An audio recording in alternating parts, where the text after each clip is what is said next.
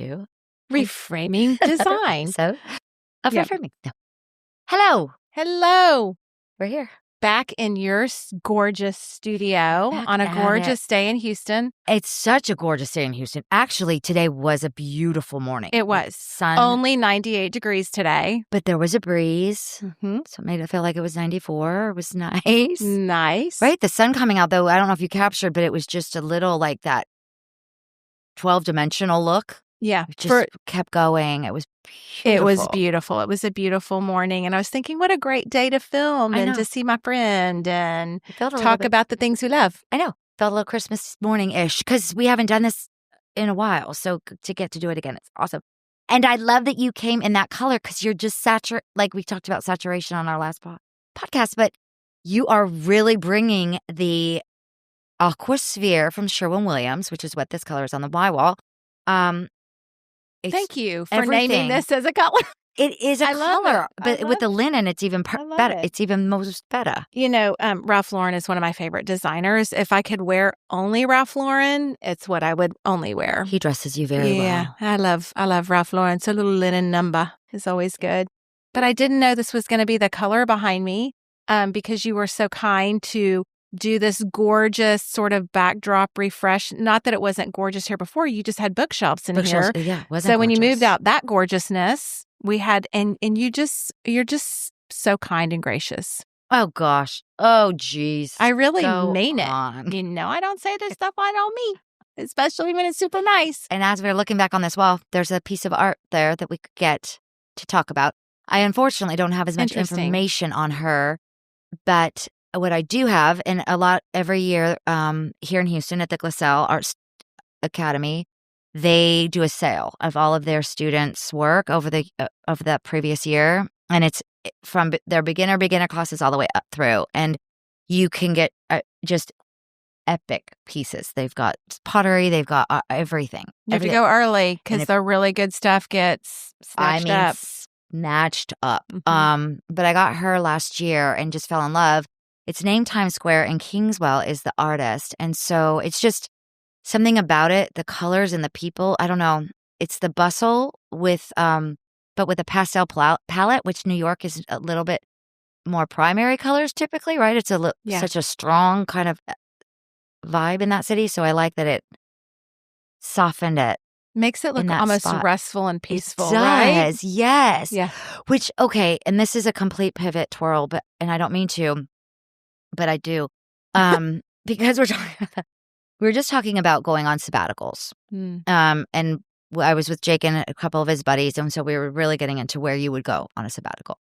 And in my head, it's like a far off land similar to Castaway, where there's nothing but a volleyball to play with. So Jake's, though, my youngest son, his was New York. Interesting. Yeah. He said because you can get lost in that city, nobody pays attention to you, and you can witness life happening in every capacity that kind of would spark what a sabbatical is typically used for, which is new direction or, self-reflection. And now I have a complete different perspective on a sabbatical, but this kind of adds to his sabbatical in my brain, that it's a softer version of New York, which can be real. All true. Isn't that? Anyway. And insightful. Yeah. From such college age. Kind of an interesting bird. Man, I love that. That probably made you proud. I loved it. It was just such I loved it. Yeah. But okay, and I know, what's your sabbatical place? I would say Santa Fe, but is it a place you can go and yes, that would be your sabbatical? Totally. Okay. Totally. Okay. One of the things that I tell people about Santa Fe is I say I love to hike, but I also say I love to camp and go camping.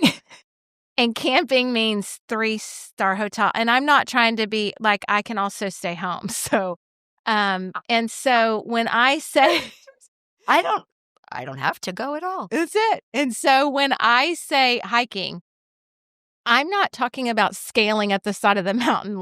I'm not doing that. None of this is doing that. So I mean, sauntering down a path where you go through this gorgeous, lush fauna, floral and fauna, and you come across a beautiful stream or a waterfall, and then you saunter back, right? So the way I decide whether or not a trail is for me is I go on the hiking app and I see how much elevation you're gaining.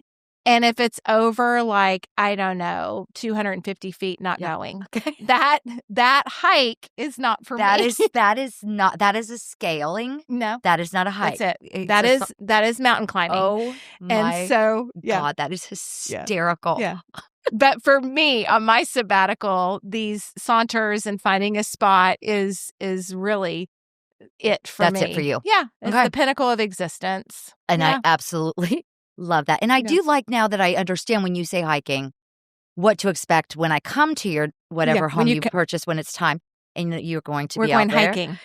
We go hiking. I know what because in my head it's hiking, because you're scaling mountains. We're scaling mountains in my brain. Yeah, which you can wear like I can wear shoes. my boot. You wear your boot. You wear cute shoes when you go hiking with me, which is so nice, because then when you end it, you can go for brunch and not feel like a schleppy, which I don't love. Slowing up is a schleppy.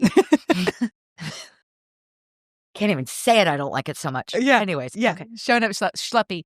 So, and then also in New Mexico, same in Colorado, when you go hiking, and I'll put that in quotes, actually any kind of hiking, you have to go early, because you have to be back home before it starts to rain for the 30 minutes or an hour. And it can be a gentle rain, or it can be sort of violent all of a sudden, but it's happening. So it's happening. One of my favorite things. Oh my gosh. And the smell every time, just the smell. I can still, whenever I'm talking to my dad and he's in Colorado, it just started raining. I'm like, give me a minute. I can muster the smell real quick. It's fabulous. Yeah. It's only the mountains that gets that kind of, that crisp, piney. Anyway. I love that. I loved how this painting took us to those moments of sabbaticals. I mean, 14 minutes of a rabbit hole, which can we just talk travel and sabbaticals? No, we cannot. Maybe that's, well, actually, that's funny, because this podcast is about why we do need sabbaticals. Yes.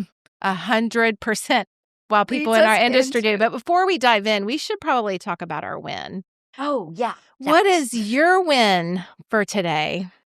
We're ending the summer right now with, baby being home. I'll head back up to normal. Little baby newborn Jake. Who's 20 who's 20 years old. But he's going into his junior year, and it's going fast, right? But we had him home for the entire, since before Mother's Day. And we sat last night, the three of us, Matt, Jake, Josh hasn't been able to be home, but we kind of shared a moment of appreciation for the summer that we've had, and so much just genuine satisfaction and gratitude of how it went. It started with me having to get that surgery on my leg, which I hate to beat a dead horse, but it started with that, and he really just was such a champion for the house and helping, and he enjoyed his summer. He was at home more than I've ever seen him through high school or anything. Like, he just genuinely was, and it just reiterated the importance of home and just being with your people and how it feels good. And it was just a very cool night, and Matt was clearing out the bar, and there were 3 bottles of tequila, and all of them just had nothing. And he was like, "What is this about?" Just a skosh. And this is so not my husband, but he pulls out 3 shot glasses, and he's like, "Let's go. We're going to do this in." So we all bid farewell to our summer with a shot of tequila. And it was actually it was a Monday. I love that. You did that on a school night? A total school night. I can't. It was the beginning of Makes the damn it better. week. I know. And that was Matt. So anyway, so that's my win. Just I a love that. really cool way to send off the baby. I love that. So my win is it is so interesting. So our daughter Paige and her boyfriend David rented a house on Crystal Beach for, I think, 6 days for them and our grandkids. And they invited us to come. And so it's the first time where we have stayed in accommodations that were paid for by one of our children. And it felt like this immensely celebratory thing to be invited into their vacation and their space. And we were invited for the whole time, but we just went down for 2 of the nights just to give them some time together. And that was kind of you. The really cool thing was when we opened the refrigerator. So it was stocked with all the things that I've purchased for vacation for the girls growing up. And we did take a moment and talk about the full circle moment that is. We eat pretty healthy. We don't eat like rock star healthy, but we are definitely on the right side of eating healthy. And so just all of the things, all of the snacks, it looked like our refrigerator. And we talked about that. And it was kind of a really cool moment. And she said to me, Mom, when you would do these little vacations and stuff, it's like, she said, I never realized, number one, how much it costs. And number two, how hard you worked. And she said, I just want to thank you. And it was a really cool moment for Tom and I, and just kind of special. So it was a win. My God, I love that, because it is so much goes into that. And you do wonder if they love it, but you don't know what they're taking from it. Yeah. And the fact the refrigerator part was what kind of just got me a little bit like, oh my gosh. So just give a couple ingredient things that were in that fridge, just so I know it's in your. So our 2 nights fridge. that we were there. So the night we arrived, we did taco bar. Our taco bar is a little different because we don't eat red meat, so it was turkey meat, right? So just the turkey meat and all the vegetables that go on top of the tacos, and of course you have crispy and you have soft tacos, and then the black beans and the Spanish rice, just exactly the way that I made it with them growing up. And we did taco bar a lot. We did it on Taco Tuesday, and their friends were able to come over on Tuesdays. And just as long as I kind of had a number. Yeah. And that was one of the ways where we kind of kept a pulse on the relationships and the friendships. And we sort of became a safe house for a lot of things that kids were going through that maybe not that needed to be kept from their parents, but maybe they just had a place to talk about it. So, which is huge. Tacos were a big thing. And then the next night we did grilled chicken with baked potatoes, and then we did green beans and corn, and a little bit more of the summer feel.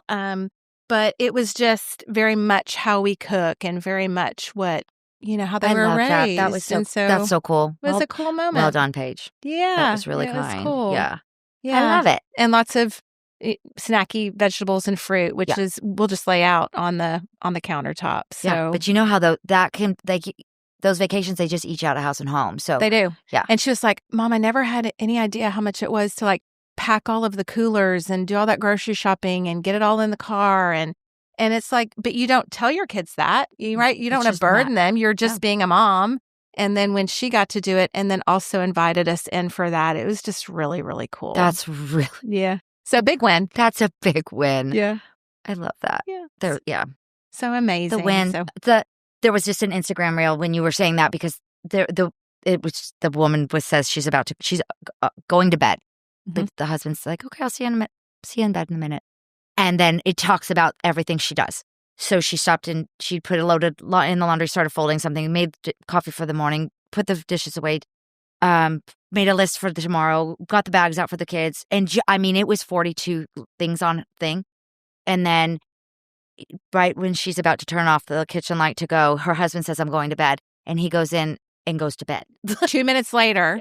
He's sleeping. He's sleeping. And it was absolutely nobody knows what the mama does. That's it. And we're not telling. It's just, we don't have to. Nobody's asking us to. It's just, it has to get, I don't know. I do wonder sometimes if we didn't do it, if it would get done. I probably would. But it's just a mom thing, and it's not a bad thing. No. I remember raising our kids, and my number one ask of God, the universe, all the things was that I would be the only one who met their needs as children, that I would live long enough to get them through that somebody else wouldn't step in and be the one to make the lunch or fold the clothes or any of those things. So that was one of the ways, before we had Instagram telling us all these cool things and podcasts, it was one of the ways that I kept myself thankful for the role of some of those things that sometimes felt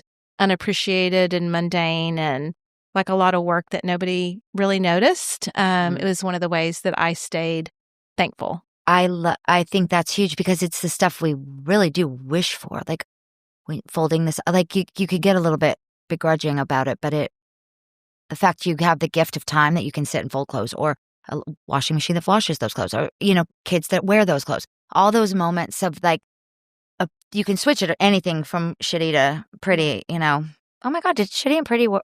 They do rhyme. Shitty and pretty. Shitty and pretty. Reframing something from shitty to pretty. But you really can just sit there and either be pissed or appreciative. I mean, it's really our choice. It really every is. second of the day. Which kind of is a great segue in today's topic. Oh my God, totally. Again, we segued 18 minutes ago. Sorry, we sidetracked. The re-segue.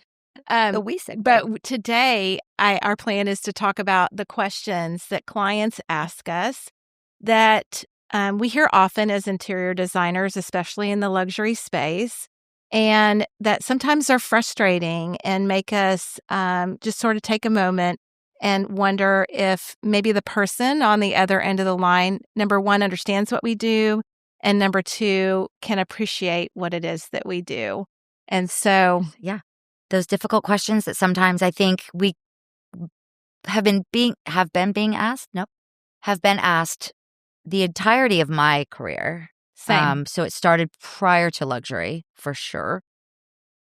And I thought once I got to luxury clients, I would hear them less. And it's not necessarily less. And that surprised me a little bit. It's lessened in some of these questions, but not all. We still get the question. So for you too, do you find that you've had it the whole way through? For sure. And I think maybe your point is very well taken, and that maybe now it's a little more surprising when they're asked, because when you're designing a $3, $4, or $5 million house, and some of the questions that are asked, and one of my mentors really walked me through some of this, which I'll talk about in a little while. But it does seem a little more maybe meaningful, or I clock it a lot deeper than I did earlier on in my career. Right. Is that same for you? Yeah, I think that's probably very true, because a lot of the questions are budget and investment related, and we'll get to them. But, people will say, well, that's why they have that much money to buy or build a $5 or $6 million home or above. But I would have to guess that along the way, not everybody loves being asked these questions in business either. So there is a trigger point, and whether you take the client or not is really up to you at that moment. Because what it leads to, they're flags. And I think it helps you decide whether or not that is the client. Like if it's a good fit, it's like a shoe, right? The shoe has to fit the foot. Yes. And both of them matter. Absolutely. And so for me, we all get them.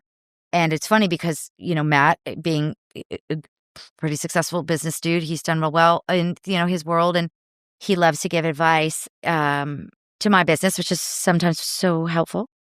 Other times, we'll just leave it there, hanging in the air.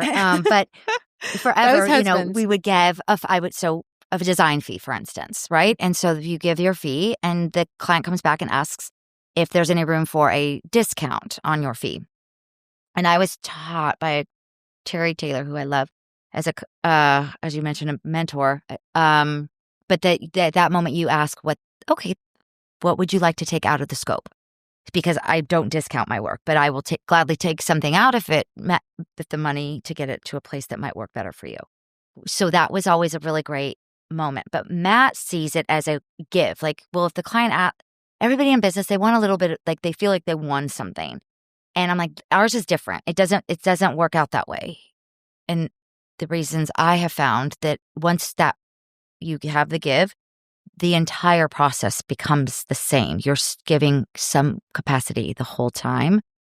And so I've had to I no longer will ever I don't even love entertaining the idea of taking stuff out of the scope, but he now sees, oh my gosh, I see what you mean, because he's watched me wear it through a couple clients. So you go from like a luxury service to a commodity, I think, at that moment that you're willing to negotiate. It's absolutely how I feel. It's true. And they will ask our vendors to discount themselves. And I've had to tell multiple people, I will never ask a vendor. I might use another vendor because their price is higher than what we're budgeting for. But I'm not asking this vendor to go down in price because that's their price. You wouldn't ask a plumber. I mean, you just don't ask anybody at a store or at doing their own personal job to go down in there. Why would we do that to human beings? But it's just the nature of business, I guess. But right. if they value you, they'll pay your fee and not question it. And those are always the fee, the projects so do you that wait go well. Do you wait until that question is asked to address it? Like, do you wait until a client says, "Are you willing to discount your fee?" Or do you address it earlier? It's always a wait because I don't want to put it out into the ethers. I don't nip it in the bud. So one thing that I learned to do, and this is because that question was so offensive to me, is at the initial consultation, I would say, just when they first come into my studio, the meet and greet, I would say, and we will have a design fee. And just so you know, that fee is non-negotiable. Oh. And I don't make a big deal out of it. Like, I just say it and I don't go into it of here's why and you can't and I'm not. It's just and that fee is non-negotiable, and then keep going. Because once that question is asked, it feels like that's not a good client for me. And I want that client to know that right up front. I don't know, maybe that's not a good thing to do, but it's something that I have started doing. No, I think, but you started because it had been asked. And so that's the part where, well, of course, we're always changing in our business because we do find these moments where we're like, oh, wow, okay, now I didn't like that and I don't want to have it again. Right. Now force this other direction. Because it still gets asked, even at this luxury level, which is wild. And so have you had anybody push back or not sign your fee that you thought they would because it was too much? It was maybe too much and they might have tried to negotiate? I guess you wouldn't know if they had. Well, of course, I've sent out contracts that didn't get signed for various reasons, and that could be one of them. But then there are the few that came back and asked, as things didn't go as they thought they would I reconsider engaging in the job? And I won't, because I've made that mistake in my career, picking up the pieces of a job that is not going well, and it never ends well. No. Right? Because it's already broken. And it doesn't matter how much you bring to the table or how much you rescue or how great you are. It's not. So I hope that resonates for people listening, because I think we are innately problem solvers, dream keepers for people, and we want to fix everything. That's why we do what we do. We want to fix a room. We want to make it perfect for whoever it is. And so that client comes back and you sort of have this, I don't know about you, but I have this, okay, you went, now you see I'm valuable. And like, there's a like worthiness in it that is probably got some therapy behind it. I probably need to look into.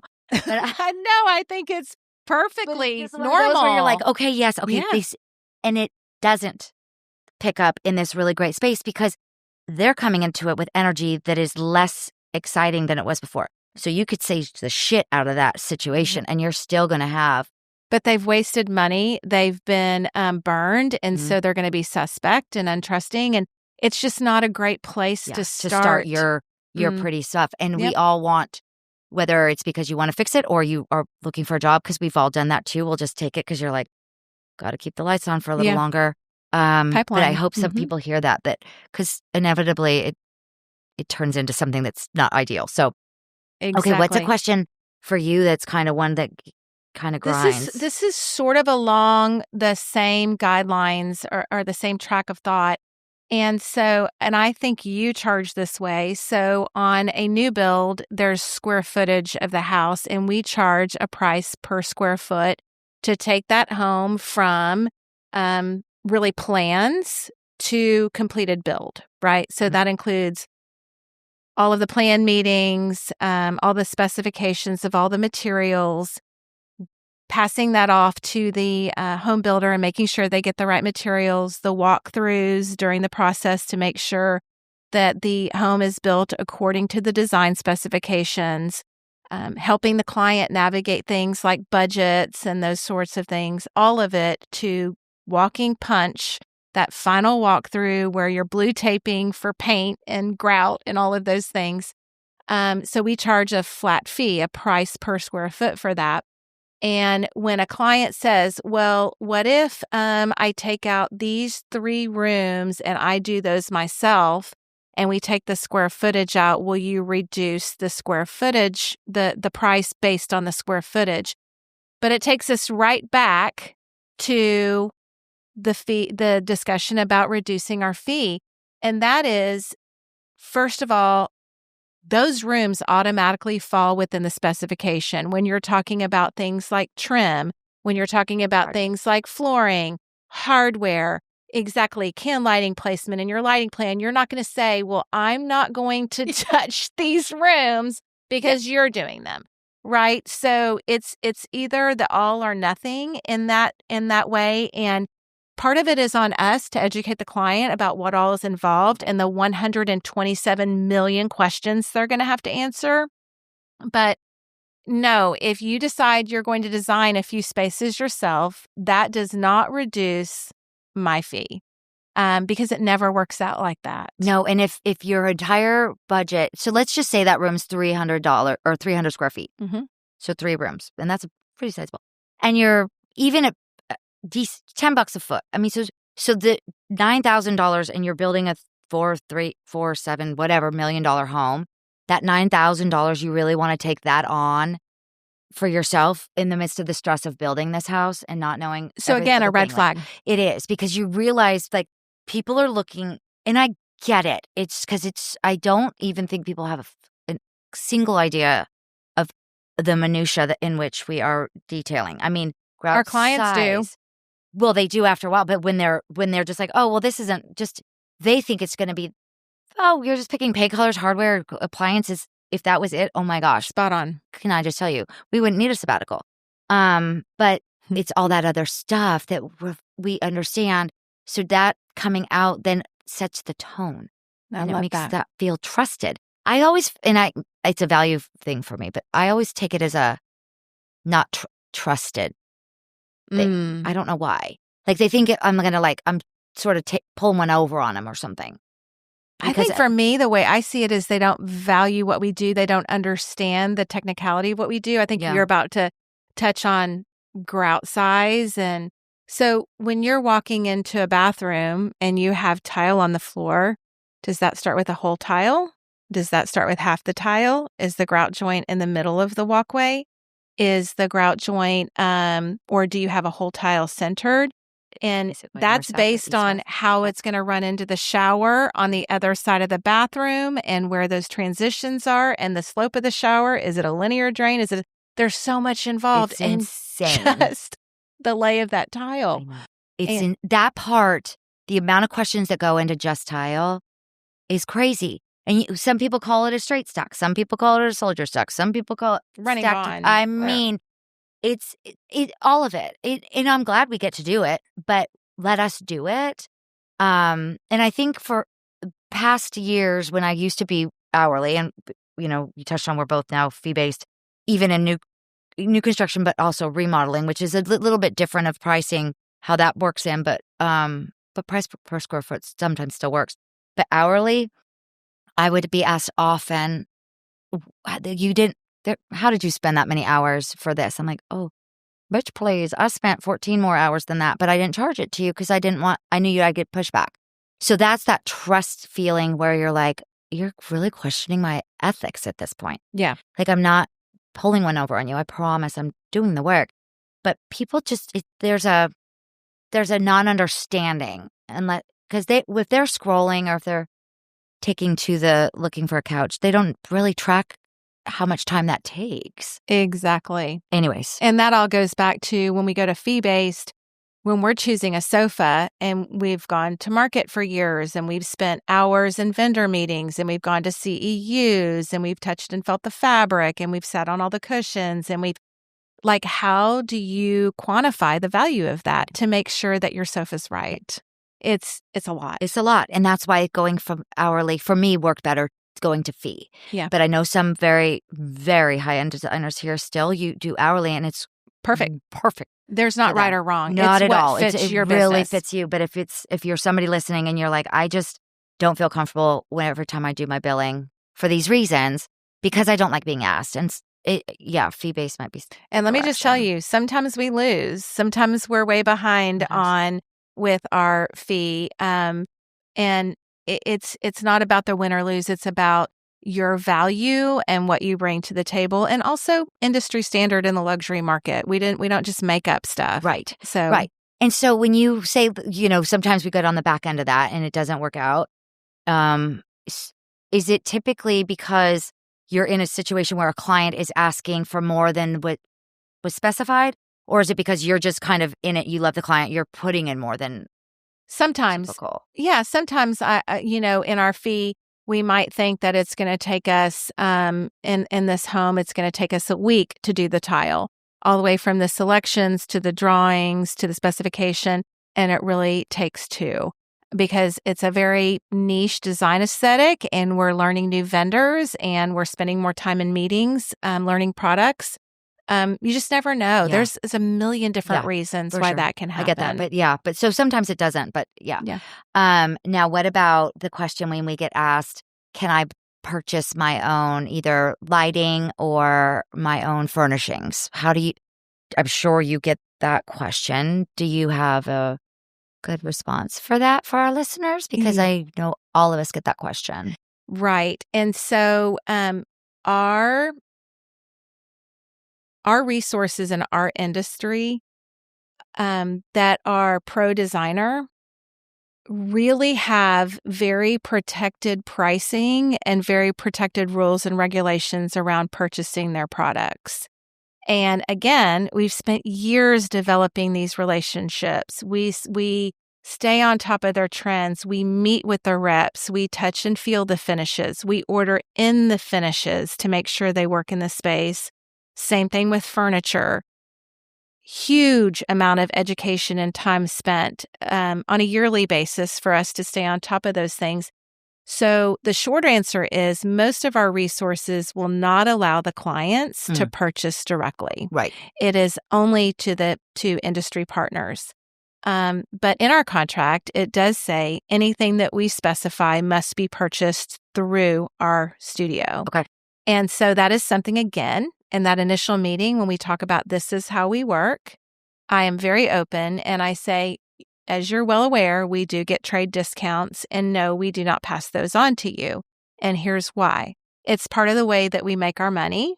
And one thing I can tell you is you will not pay more than retail for your products.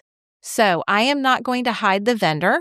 I'm not going to hide the finish. I'm not going to hide anything about it. You can know anything you want about your product, and you'll pay retail, which is the same price that you would pay if you were buying it yourself. But there is a space between what I pay and what you pay, but it's part of how we make our money. And there's also a commitment that I am not going to specify the most expensive product that I can find for you. Right. I am going to be, I'm going to honor your budget and make sure that the investments are made in places that matter. Right. So how do you deal with that? I fight back the urge to joke. No, no, it's taken a while, but no is a complete answer. I love that. Which is a complete no is a complete sentence. I love that. I forget. I think it was Michelle Obama. Anyways, it made that one very easy for me, but it's a no because, and I used to say yes, but I won't have, it's all on your, you're handling all the logistics, you're handling any headaches. And now it's just no, because of all the things you spoke of, but so often it gets a little too, we spoke about road clients before, but it's just, they might get it from somebody that then our electrician won't guarantee it because if it's a light, unless it's something special that they brought, and of course, everything has a caveat. So I say no, but then the clients I did in Dallas or Fort Worth, they brought some lighting from India back, and it's absolutely fantastic. Now, I had it down here at Lighting Treasures to have it kind of made to our standard, but it's still the light. So those kinds of moments for sure. But just going in because they saw it on Paragold or something is a no.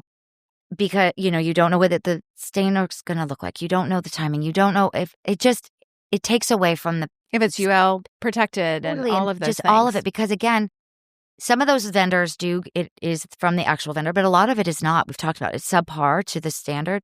And I don't feel like then we're giving them that full experience. Agreed. As well. So it's just easier not.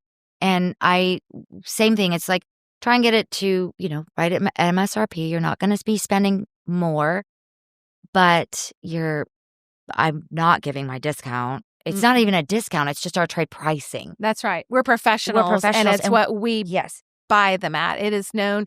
People do call it the trade discount, and sometimes even in our industry, it's called that, but it's really not that. It is, we're professionals, and just like any business, Target is buying their things at their pricing. So it's not so I think we need to reword it too, because we need to reframe. We are this reframing whole thing. It is not a discount. We are getting it for the vendor's price, because the vendor's making money. So then who they're buying it for is their pricing, not a discount either. Exactly. So that would honestly be like us going to Lee Furnishings and asking them to get the price that they paid for that couch, not the price we're buying it from. It's absurd. Exactly. So we just need people to hear that. Hopefully clients hear it, but mostly designers to know. And what you said about, this is also another part of how we make our money. And I know a lot of clients have had pushback on that. I've heard myself and from other designers that, well, what's your fee? And I love, because I think it was also Terry, but our fee is for our design it's our design. It's our genius. Mm-hmm. You're not getting the design without whatever crazy shit's happening up in here. So that's the fee. But purchasing and all of the selections, that's a very different thing. And that comes into the bulk of what that comes from, not the discount, but the 100%. markup. So this thing just came into my brain. It's like, if you're an orthodontist, there is a fee for you knowing how to look at that mouth and know what needs to be shifted and where brackets need to be placed and all of that. Then there's a fee for the actual brackets and rubber bands and staffing that goes behind that. There is a lot involved. And so I think a lot of times our industry, for various reasons, has been sort of devalued in a way where we can pick this apart and know what you're paid, how you make your money, and all of those sorts of things. And we don't do that to people in other professions. Mm-mm. And so I think that's part of all of this. It is so interesting, because we have so many different industry friends, and I think it's so huge, and there are different states, cities, whatever, even within our own city, and how people do it so differently. But some friends who were talking recently, and everybody's in different cities. So 4 different cities were on this call, and the price per square foot for furnishings was shocking from one city to the next. But each of these other designers do their pricing that way, which I don't. What was the highest? $350 base per square foot on how they were going to furnish that room. Now that's not their fee, but what their furnishing investment was going to be. Got it. So if you have a 12 by 12 bedroom, it's 144 square feet. You're saying you take 144, multiply it times 350, and that's what you can expect to spend in that space for your furniture. Mm-hmm. Okay. So my math brain used to be much quicker. I'd like to be able to have that on the fly. That's like $40,000. Okay. Yeah, a $50,000. Okay, so that's a $50,000 investment. Yeah, for that room. Yeah. So then if you're $200 or whatever, and then break it back down. So when people come and they think they're going to get their whole house for $50,000, which happens every day in these multi-million-dollar homes, it ain't happening, or it's not happening in this house. Because one of my husband's favorite things to say is when we're talking about primary bedrooms, and we talk about you're looking at 50 on the lowest end, 100, something like that, and the husbands just freak out, but then they go get in their trucks that cost $120,000, $140,000. And it goes back to what you value. And the thing is, that is not ours to determine what a client values. You can value anything you want, and there's absolutely no judgment. It's just when you're talking about being in the interior design space, and especially the luxury interior design space, it's not shocking what we're talking about. It's not. It feels like it that. To people when they hear it the first time, though, right? And I do wonder when that shifts for people. If it's, I guess it's, second, third, fourth home that they've built, they kind of get a little bit more comfortable with hearing those numbers. But it is that's a perfect analogy of the car. And of course, that's like buying 7 different cars to fill, or 8 cars probably by the time you've got all your primaries and secondaries in that house. But your home's appreciating, your car is not. So that's just something to right. kind of And you usually picture. keep a car for 4 to 5 years, right? Max. Mm-hmm. And your home, you're looking at this investment lasting you 15 to 20 years and appreciating. Yeah. So it's just a shift. Total shift. It's when I used to do hair and people would gag at the thought of spending $75 for a haircut. And I'm like, but that blouse. I wish I was paying $75 for my haircut. Yeah. So long ago. Yeah. Now we're double. But the blouse that you're wearing is $150 and you only wear it once a month? Yeah.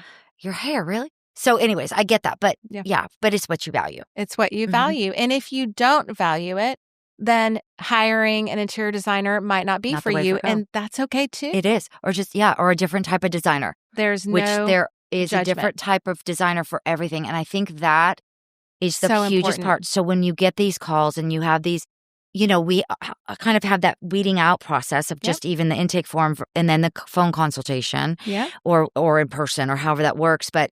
And you get the question of something that might trigger you, whether it's, can I buy my own stuff, or can I, will you reduce your fee, or whatever the thing is.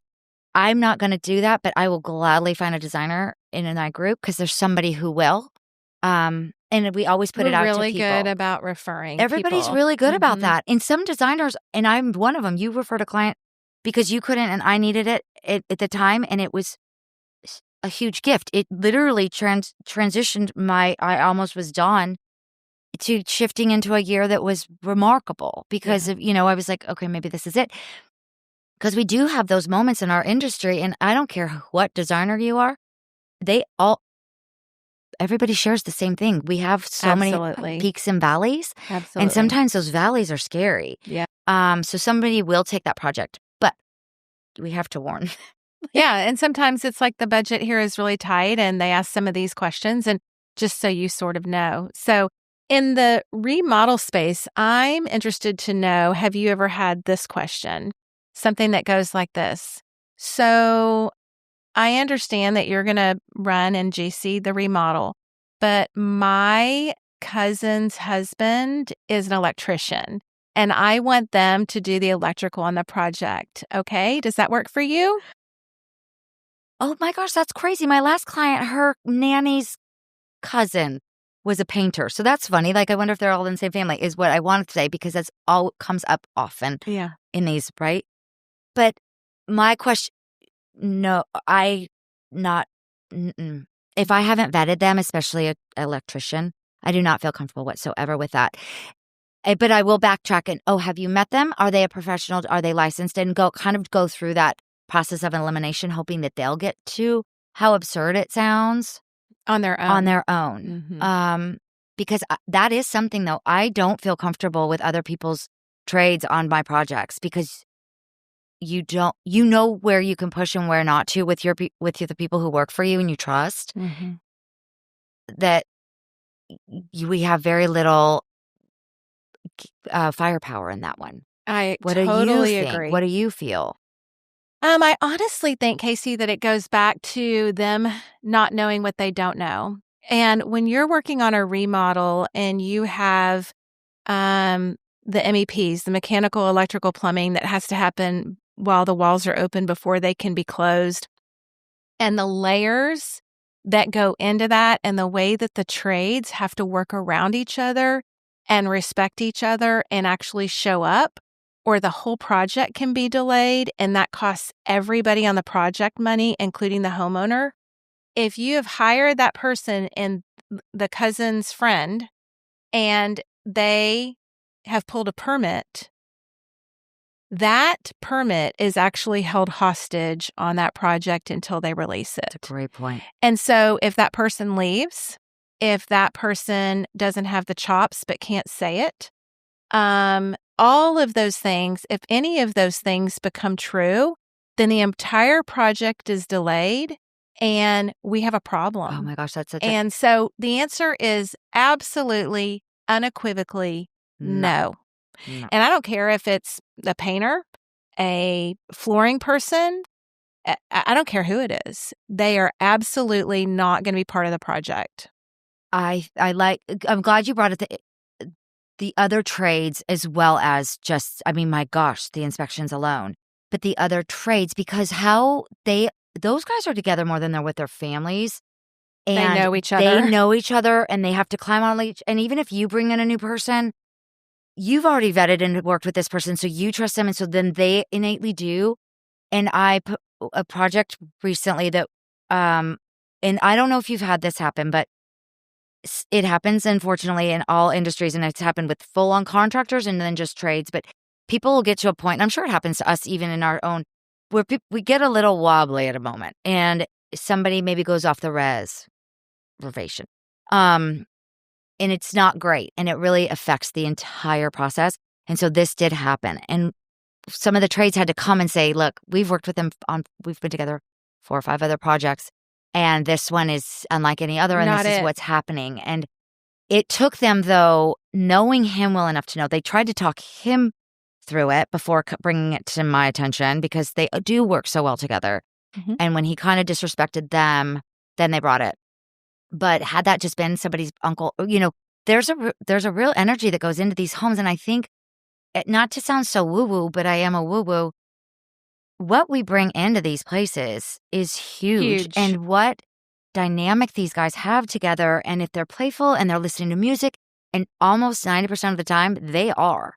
And so when there's one egg that's not bringing the crew, together, it does you feel it. And then your homeowners come and see it or walk through it. And agreed. Yeah. So yeah. The answer so I is think just it's just got to be no. And even if you bring somebody new in, I think it's our responsibility to make sure they integrate well with other people, because it's a family in there for a while. It's huge, and it just impacts everything. Now, how about, do you get a lot of people bringing their Pinterest interests to you? So I love Pinterest for one reason, and that's inspo. And it opens we don't just get Pinterest photos and then operate off of those. We will then sit down and interview the client. What about this group of photos was meaningful to you? Right.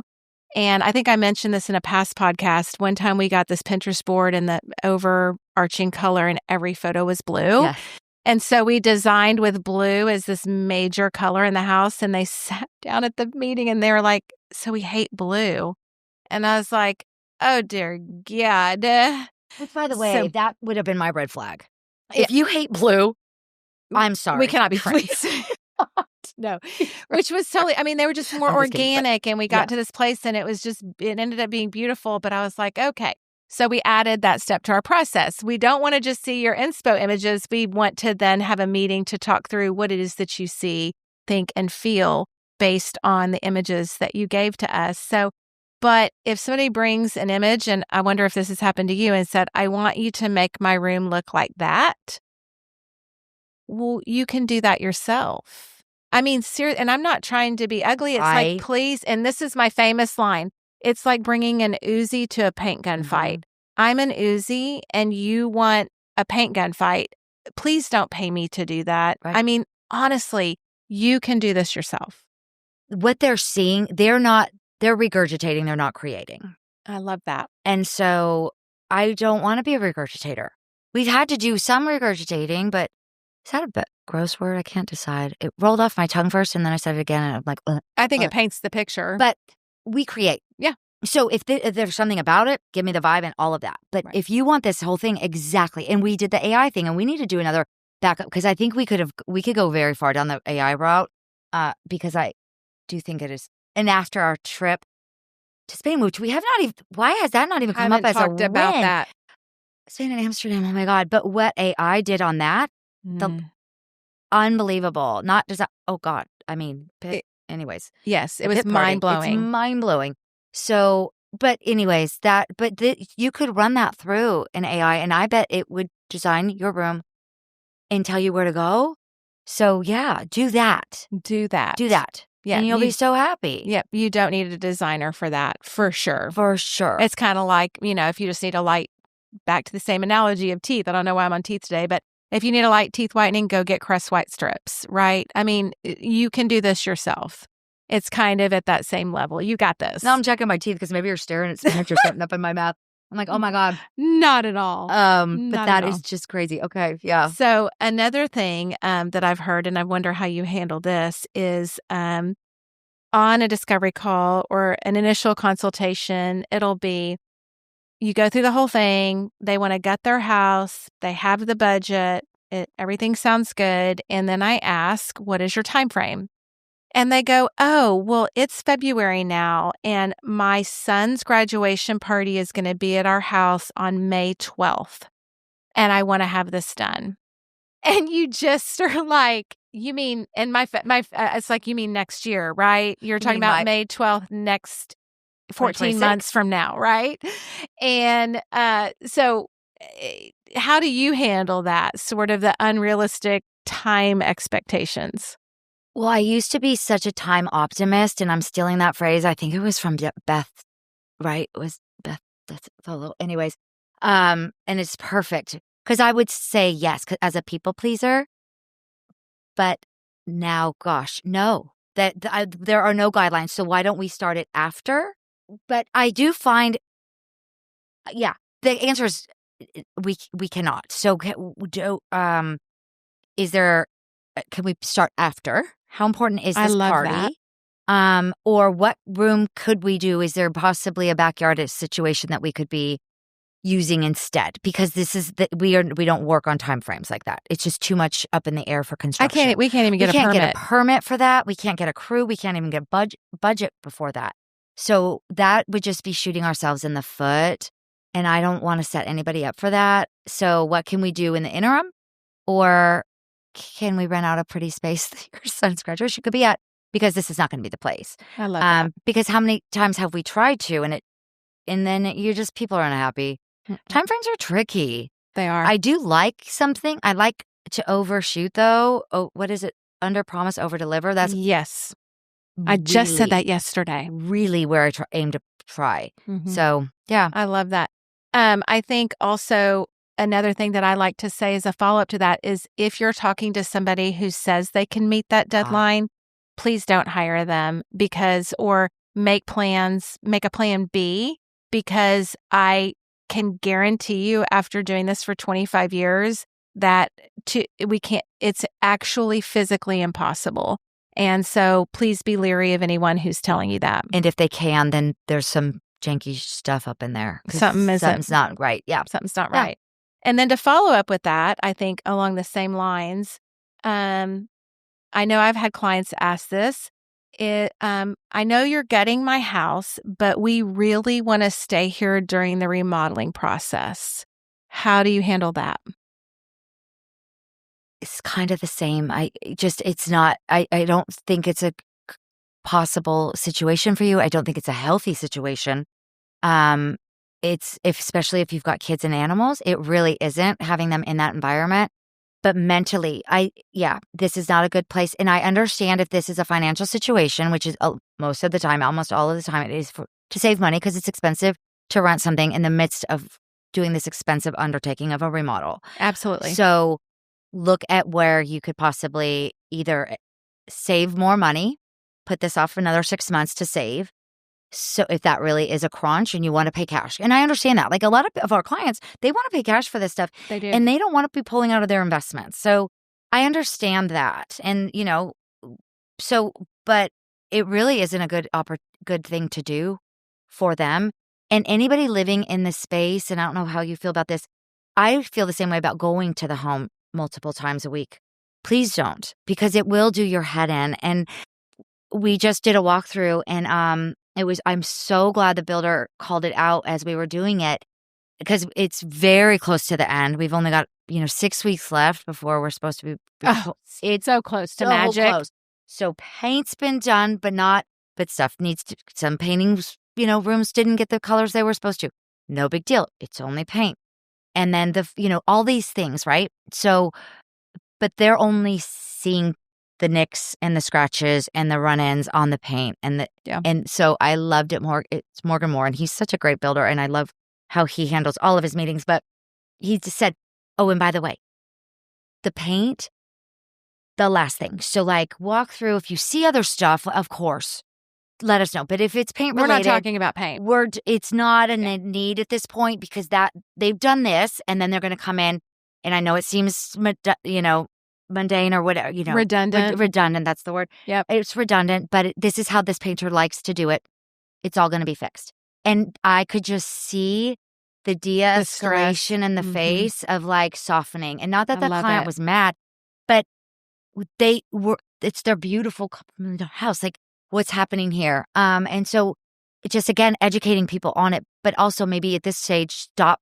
Maybe we need to not come as much because the wows aren't happening like they were.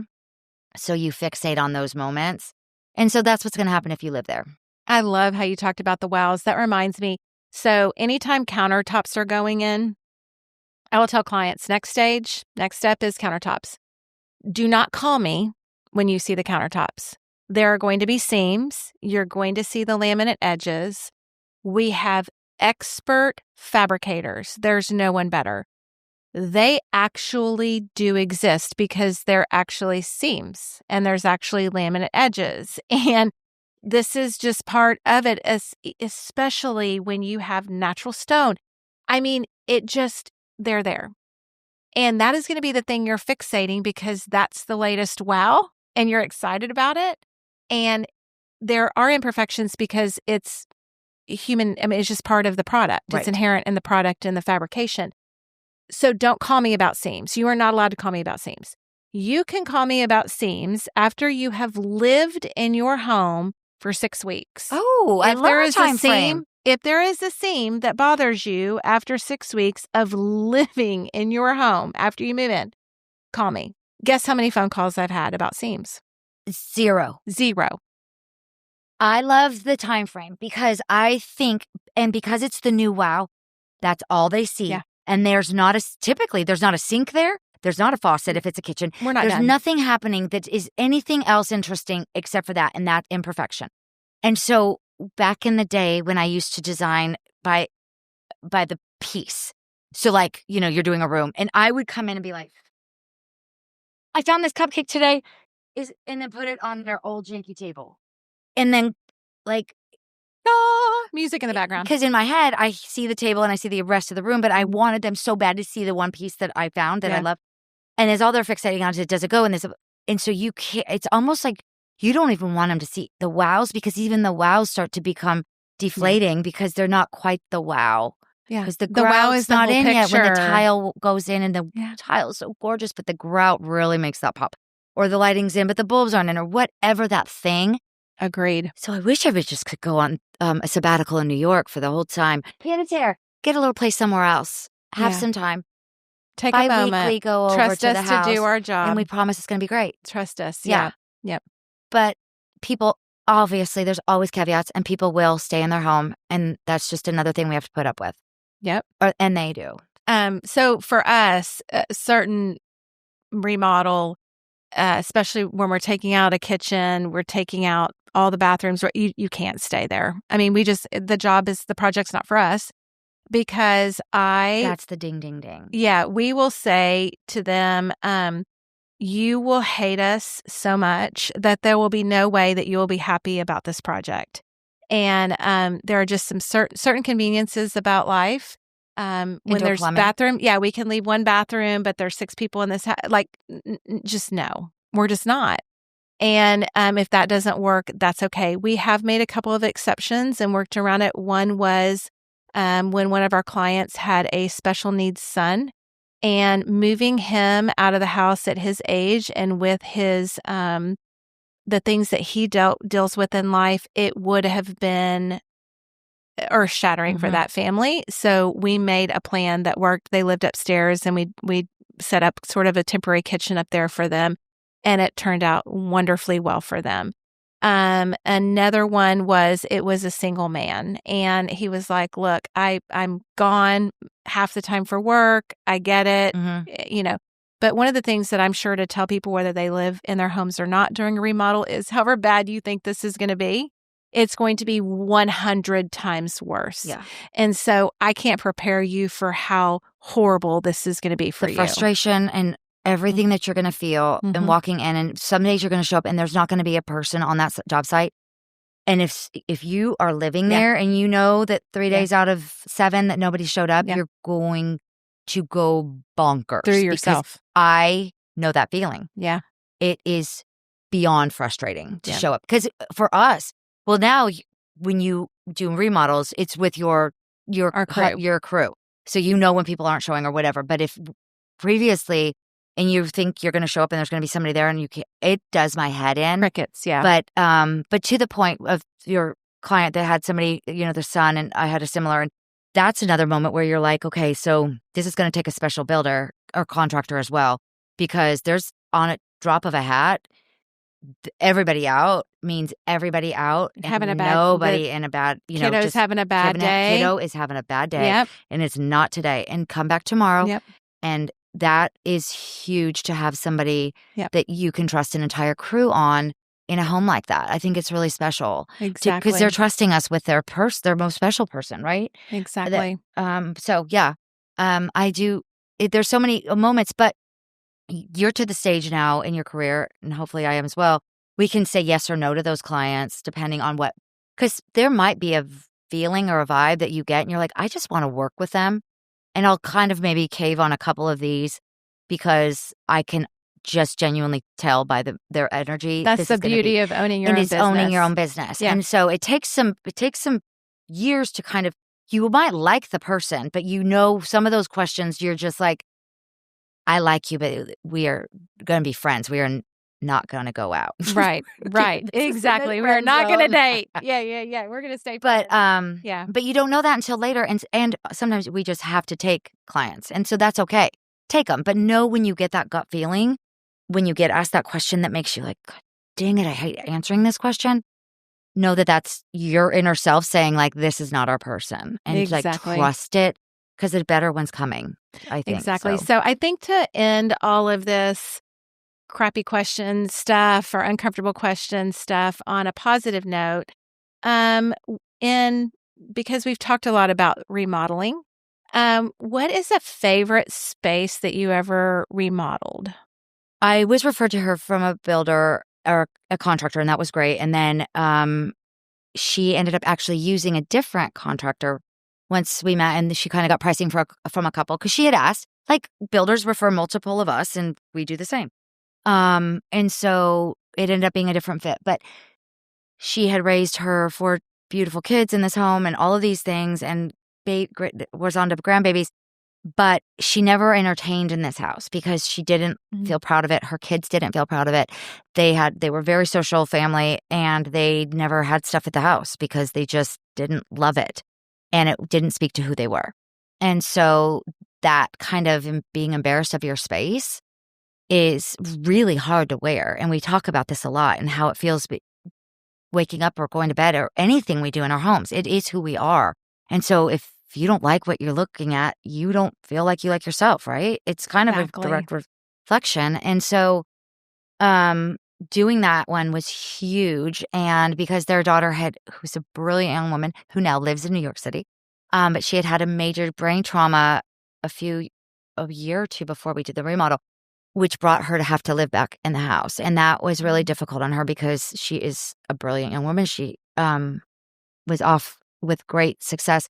And this had kind of brought her back and had to pivot a little bit for them. So they just really wanted to make it nice for everybody. And so the whole space, but the kitchen, because we put the Sonos speakers in, and we had the bar, we had the coffee bar, totally separate in the breakfast nook area. So everybody, because it is a big bustling family, huge beautiful island. She went for it on the tile, artistic tile on the backsplash, which is gorgeous. And it was one of my favorites. And she sits and she paints in that kitchen daily. So she's got her playlist, and so she just listens to music and paints all day. And it's just, so anyway, that I think, and now and because she lives in our neighborhood, I get to drive by, they party. And then that woman entertains. They've got stuff constantly there now. And so their kids have people back. It's cool. So that one just meant a lot. Major lifestyle change. Yes. And they all kind of flourished in that independence of their spaces. Everything was touched. So it was just cool. But yeah, that was probably mine just because of what it did for her and her family. I love and their closeness. For me, a family in Tanglewood comes to mind. And when I first met this husband and wife, they were so sweet and they wanted to work on 3 spaces in their home: their primary bedroom, primary bathroom, and powder bath. And so they came in a couple of times, and I noticed that the husband used a cane, right? Probably our age, early to mid-50s, and really super hyper-focused on the primary bedroom and bathroom. And it really took sort of a feminine edge. The inspo photos are really feminine, really soft, kind of sexy. And maybe our 3rd or 4th meeting, they disclosed that the husband had a terminal illness and only had a few months to live. And he wanted for his wife to have her dream space when he was gone, but he wanted to be part of watching her enjoy the design of it. And so it was very intentional. It was very kind. It was very loving. And we did not get the room finished before he passed away. And so about a month, I went to his funeral. It was packed, just a really amazing doctor in Houston. And I got to, of course, know about him. But she got that space about a month after he passed away. And she asked for me to be there. We're typically not there for reveals. It's just kind of our thing. But I was there with her, and I will never forget the tears that she cried. She was so grateful to him and the gift that he left behind. And she said to me, Ray would have been so proud of this. Oh, my God. And he would be so happy at what I have. Of course, my belief is that some way he was there. Yeah, for sure. But it was a gift that was unimaginable that he left to his wife. And so we completely gutted the bathroom, and we did it kind of quickly and made it a top priority because of the time. But we didn't make it, and they knew that was probably the case. So that's my favorite. Oh, my gosh. And it's just a beautiful space. It's such a selfless act, because those last few months are typically so important for quiet and for healing and that all of that goes into that. So for him to know that there was going to be a little bit of chaos, because you can't do a space like that without people in and out and all of that activity, and him knowing that and still wanting her to. Mm-hmm. Of course, the last month, I believe it was, the last 3 weeks, he was on hospice at the house and had 3 daughters. So, of course, that was parallel to our lives. They were late junior high and high school. And just a precious family who I just heard from her recently. She's moving out of that house into a ranch-style house. And I'm going to get to work with her again. But just the preciousness of that and being part of that very sacred time in that family was really, really special. So I don't know that a space could ever be more important than that. So. I don't think, there's not. Mm-hmm. And it just speaks to you because they trusted you with something so intimate. I mean, there's nothing more intimate than that. And what a gift. Yeah. But space is important. Our homes are so important. And letting your person have theirs too. I think, who knows, earlier on in their marriage, he probably was that giving before, maybe would have wanted her to have a perfect, beautiful bedroom, but they were too busy. That, or maybe he wouldn't have. Maybe he would have been like, do you really need to spend that much on those linens? Or do you, like, Matt and I have this thing right now, we're calling it this next stage, it's wheels up or let's fucking go, which both are the same thing, but just like, let's just go. We can, and let's do it. But it hasn't always been that way. Not in our house. You can't always wheels up it, and or you can, but you don't. And so letting your person have that space, whatever it is, it might not be your value, but if they value it, so give that gift when people, as you can, when you can, and when you're living, right. But it teaches you a life lesson, man. Make your beautiful, man. Sorry, I cried on that one. I'd even heard the story, and that touched me. Yeah, it's beautiful.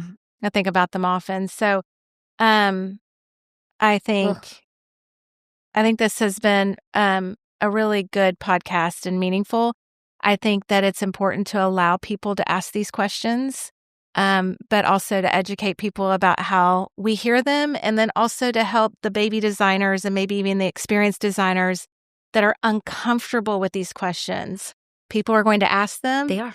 And I think it's the way they respond to the way you answer them that is the most meaningful. And I'm glad you brought that up, because the client isn't doing anything wrong by asking it. Agreed. They don't know. And they've heard that somebody else's designer gave them their discount, or however that works. And so the question isn't as offensive. It doesn't come from a mean-spirited spot. But what it does to us, it triggers something in some, not all. But so if it does, just know that you're not alone, and there's an answer, and then just move on. Right. We have an answer. It can be a no and. Yeah. Yep. And then just keep on rolling. That's exactly right. Yeah. So thank you so much for joining us today. If you have any questions for us, you can reach out at reframingdesign.com. Follow us on Instagram at reframingdesign.com, and you can follow me at Rainey Richardson Interiors. And I am Cassandra_Interiors. And if you want to follow us on Spotify, please go to YouTube, though, so you can see the artwork. It's just so pretty. And just, if you want to just pop over to YouTube every once in a while. Yeah. See our stuff. Like us and share us. And like us and share us. And thank you to Vacation Rental Design, because you guys are such a great sponsor. And it keeps being on the tip of my tongue of them as such a great resource, because I use them all the time. It's beyond. Like, we just did our entire project, and all of their, so. With all their resources. And it's not just for vacation rentals. And that's, I think, that a little bit of a confusion, it's for all designers. So. Exactly. For designers, not homeowners, unfortunately. Yeah, sorry. Yeah. Okay. But we got the big banging discount. That's it. That's it. Okay, anyway, I love you so much. This was so much fun. And until next time. See you.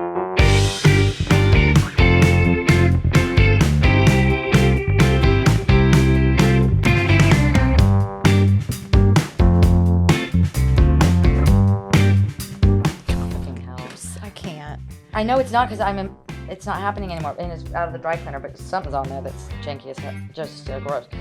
Okay. Oh, shit. Okay. Sorry, guys, if you heard that. Oh, my God. I need to think of, I needed to shift. Oh, okay. I got it. Okay. Oh, okay. Hold on. 1, 2, 3. So, my math brain used to be much quicker. I'd like to be able to have that on the fly. That's like $40,000. Okay. Right? Okay. I'm picturing you, but maybe you're probably right. We need a calculator. I need to know this. Push the pause button. Can you multiply 350 times 144? Thank you. And so why don't we start it after? Or what are you looking at? Sorry, I'm trying to listen. You can just keep talking because the camera's on you. I can't read my handwriting. Oh my gosh, I'm laughing. I'm like, oh God, did that one go No, go. Renovate Pier. I know the word. Oh my gosh. I love this word. Little place in Paris.